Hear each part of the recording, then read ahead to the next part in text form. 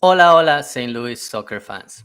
Santiago Beltran here, and today I'm gonna bring you another flyover forecast with the preview of St. Louis City 2 against San Jose Earthquakes 2.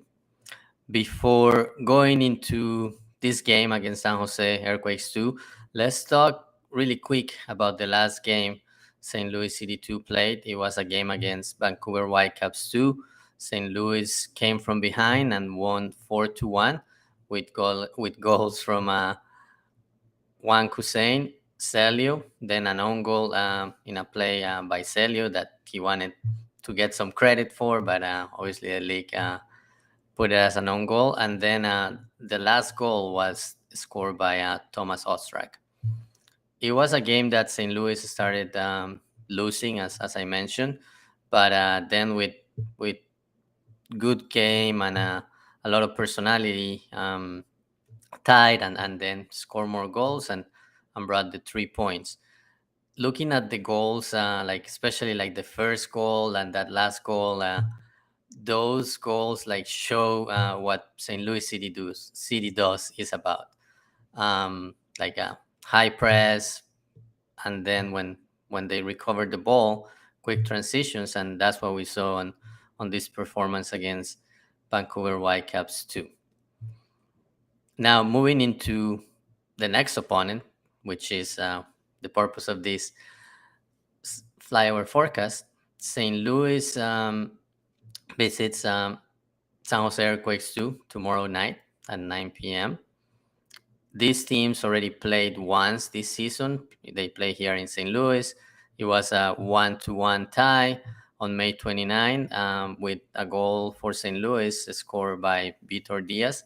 St. Louis created a lot of chances. It had 16 shots, 7 of those on goal, while San Jose only had 5 shots, 2 on goal, and got the tie. Speaking to Coach John Hackward earlier this week, he said that he felt like that was a game where St. Louis left points on the table, lost points just because at the end it only got one. It also lost on the penalty kicks, but he thinks that was a good learning opportunity for the team, and he thinks they'll be ready to face San Jose Earthquakes 2 this time around and hopefully get the 3 points. Looking at San Jose, they are currently fifth in the Western Conference with 31 points, 11 points behind St. Louis City does. Then in their division, they are second in the Pacific Division, 12 points behind Tacoma Defiance with 15 points to play. So situation similar to Vancouver last week. I don't think they're going to make the playoffs through winning the division because they're already 12 points behind. So their best chance is to make it through the conference table. Coach Hackward said that this is another 6-pointer game like the one against Vancouver last week.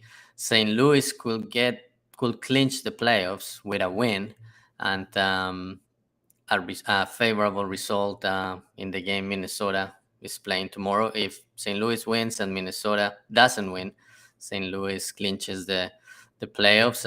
When I was looking at the table last week, I overlooked Minnesota because they only had 28 points, but they actually had one game in hand that they ended up winning against Tacoma, so that put them back in the race. But even if St. Louis wins tomorrow and doesn't clinch, I think it's just a matter of time. It'll be basically St. Louis will have to lose every game, and between basically Minnesota will have to win all its games too. So I think a win will, even if St. Louis doesn't clinch, it will put it very close. A win will will also um, will also take San Jose from contention, at least in the contention against St. Louis, because St. Louis will get to 45 points and San Jose will only have 4 games left, and the maximum points they will get is 43 points.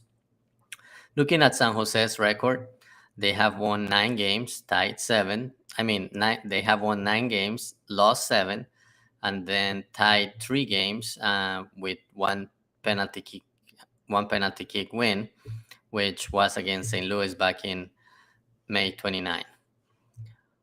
In that game, just looking also a little bit into that game, St. Louis, as I mentioned, created a lot of chances.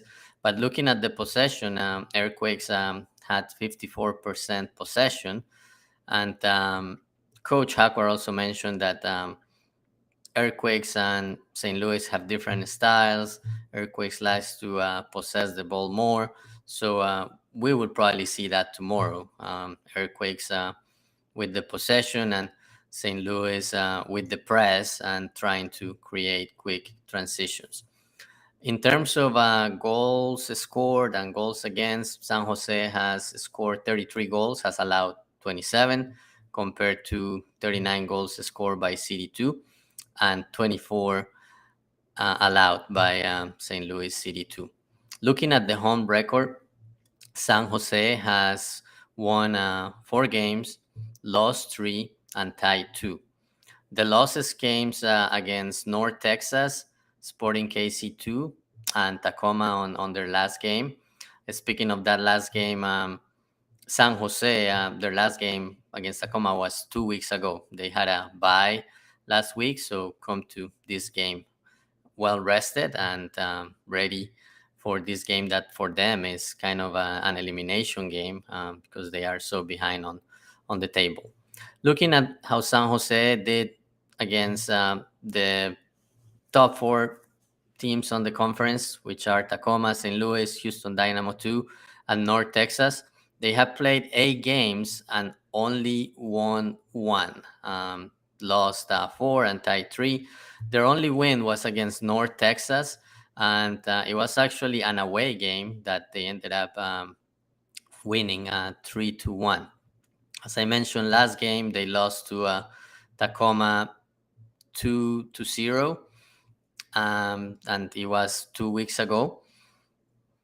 Looking at their last 5 games, they won 3 games, lost 2. The wins came against North Texas, Portland Timbers 2, and Real Monarchs. Timbers and Monarchs, as you know, are 2 of the teams at the bottom of the conference. Looking at key players for San Jose, first we have Rodolfo Castro.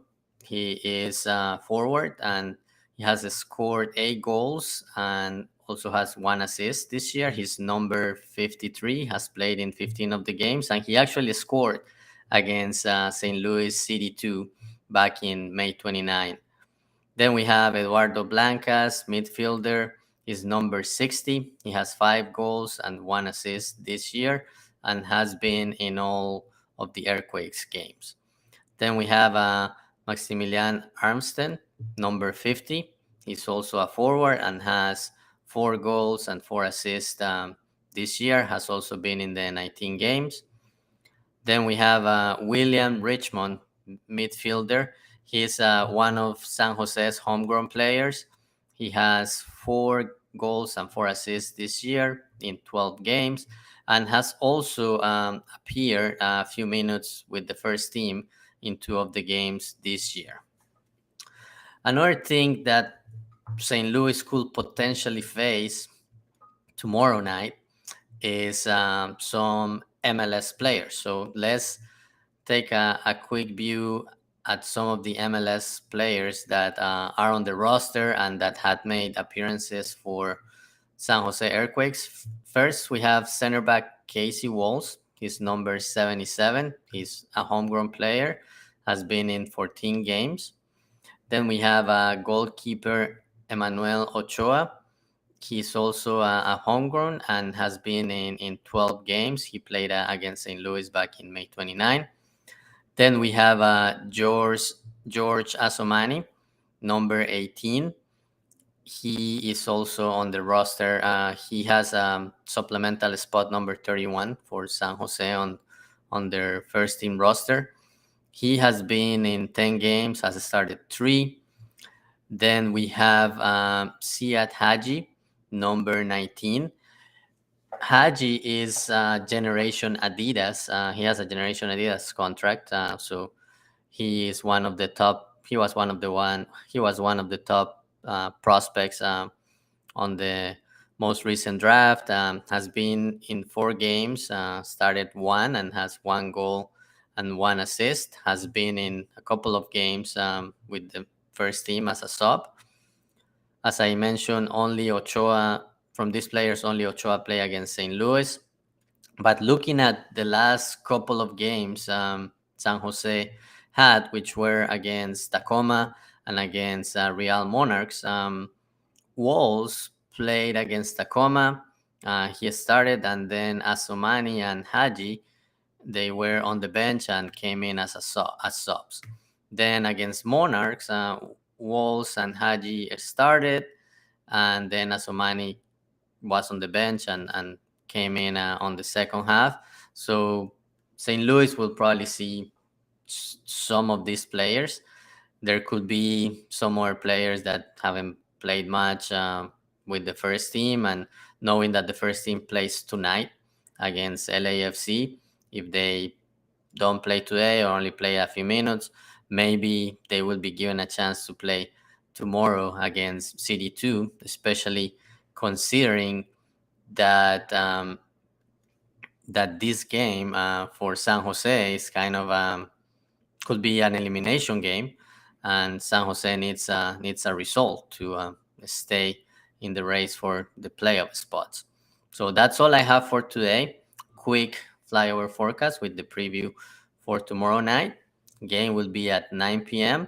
It will be on MLS Next Pro, and as usual, let's hope we have a good stream. It doesn't get interrupted, and we're able to see all the action for this game between St. Louis City Dolls and San Jose Earthquakes Dolls. See you guys later.